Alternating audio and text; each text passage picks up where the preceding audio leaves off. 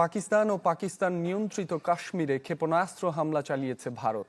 বিশেষ অভিযানে গভীর রাতে 9টি স্থানে হামলার কথা জানায় ভারত। এতে পাকিস্তানের নারী ও শিশু সহ 8 জন নিহত হয়েছে।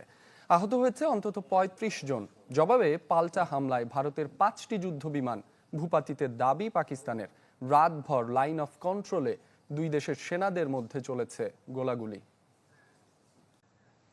পেহেলগামে 22 এপ্রিল সন্ত্রাসী হামলার পর থেকেই কথার ঝাঁজ, অভিযোগ, পাল্টা অভিযোগ আর পদক্ষেপ নিচ্ছিল ভারত পাকিস্তান। কাশ্মীর সীমান্তে নিয়ন্ত্রণ রেখা বরাবর বিচ্ছিন্নভাবে গোলাগুলিও চলছিল।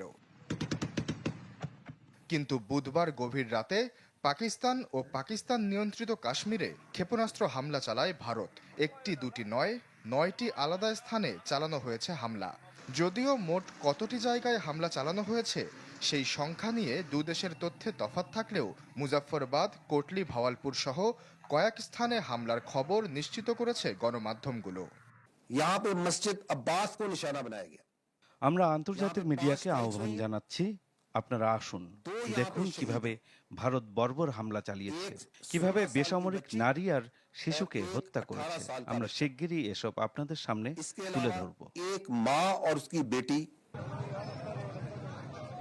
পাকিস্তান দাবি করছে বেসামরিক নাগরিক অধ্যুষিত এলাকায় হামলা চালানো হয়েছে।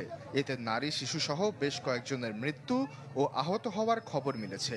ভারতীয় হামলার লক্ষ্যবস্তু করা হয়েছে মসজিদকেও। ভারত বলছে পাকিস্তানের কোনো সামরিক স্থাপনায় হামলা করা হয়নি। যেসব স্থানে হামলা করা হয়েছে সেগুলো সন্ত্রাসী স্থাপনা, এমন দাবি ভারতীয় প্রতিরক্ষা বাহিনীর। সামাজিক যোগাযোগ মাধ্যম এক্সে এক টুইটে ভারতীয় সেনাবাহিনী জানায়, পাকিস্তানে শুরু হয়েছে তাদের অভিযান অপারেশন সিঁদুর। এতে দেশটির সেনা, নৌ ও বিমান বাহিনীর যৌথ অংশগ্রহণ আছে।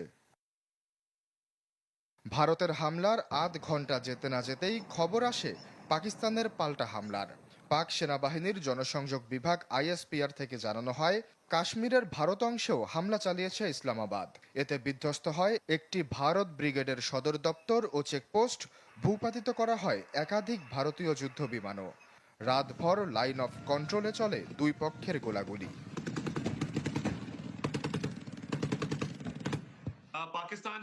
ইতিহাস সাক্ষী, পাকিস্তান কোনোদিনই হামলা শুরু করেনি। এবারে নিজেদের আত্মরক্ষার অধিকার আছে আমাদের, বিশেষ করে যখন ভারত নির্লজ্জ হামলা চালিয়ে বেসামরিক নারী শিশুদের হত্যা করল। পাকিস্তান ভারতীয় যুদ্ধবিমান ভূপাতিত করার দাবি করলেও এখন পর্যন্ত এ বিষয়ে বা পাল্টা হামলায় ক্ষয়ক্ষতির কোনো তথ্য দেয়নি মোদি সরকার।